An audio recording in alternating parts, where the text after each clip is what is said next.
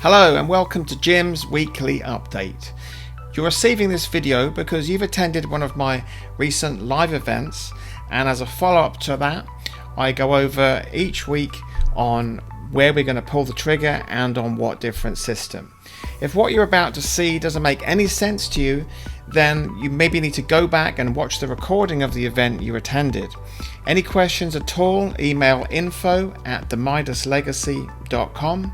Here's where we're going to go over the retirement hack system, or the $250,000 thing, and also we're going to look at shorting the housing market or playing the housing market any way we want to using ETFs with the remote control riches system, and also of course individual stock trades cherry picked from my own selections where we're going to update, give new picks and so on. So this is a great benefit that comes with the live event you've come with. So make sure though, if you don't know what I'm speaking about, you go back and look, especially the part on execution of any trades or how to look at the chart that I'm going to be showing you. None of it at all is going to make any sense unless you've watched that. That being said, let's kick off with this week's weekly update. Welcome to another update after the market closed on 19th of April 2024. So everything is going according to plan, right from going back to a year now, and it's just patience. And as you can see, things happen as they're supposed to if you can just be patient and unemotional. So 2 weeks ago, I said we're going to short the market. Just to recap, before that, my system said which was to buy UPRO, triple the S&P 500, using the system. The retirement hack codes, money on demand, and that said to buy UPRO there, and the gains there obviously been superb, 3 times whatever that was. And then I've been saying, well, what we're doing now is then we're waiting to play things the other way when the market starts to inevitably come down again, and we make money from the fall, and then we're going to get some instant money down here when the fall is over.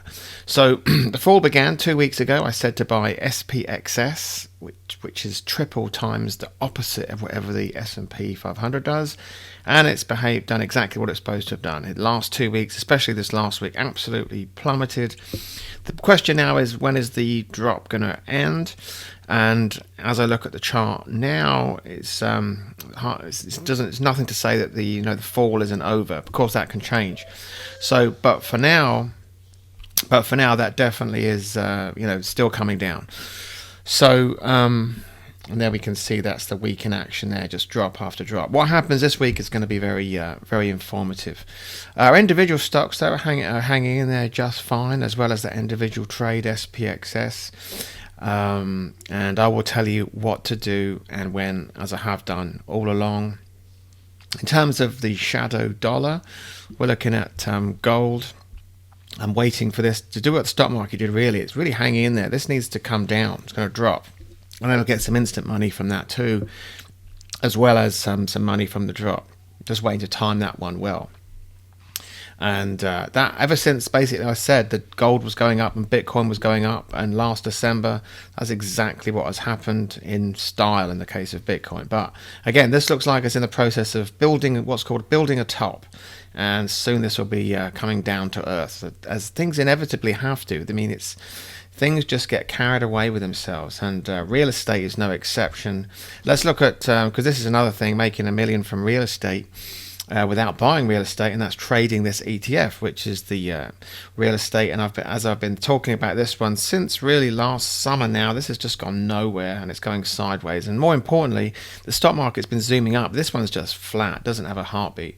If we zoom into this chart, which is an interesting one actually, we really can see that in action. What this is a chart of is houses, single family houses sold. So it's very, very instructive chart for real estate. And again, as always, that blue line is like the average.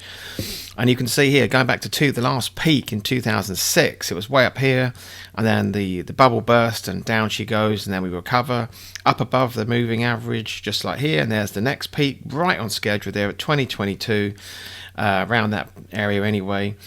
And then the bubble starts bursting again. Not as dramatic as last time. That was obviously like a free fall. That was the financial crisis. So this one looks a bit more orderly. But you can nevertheless see the tide turning. The moving average is rolling over, and the number of houses sold is steadily, pushing downwards. So that is unfolding scarily predictable, as always, on this weird 8-year cycle. So that's all for this week. I will tell you what to do and when as we do it. I'll speak to you next time.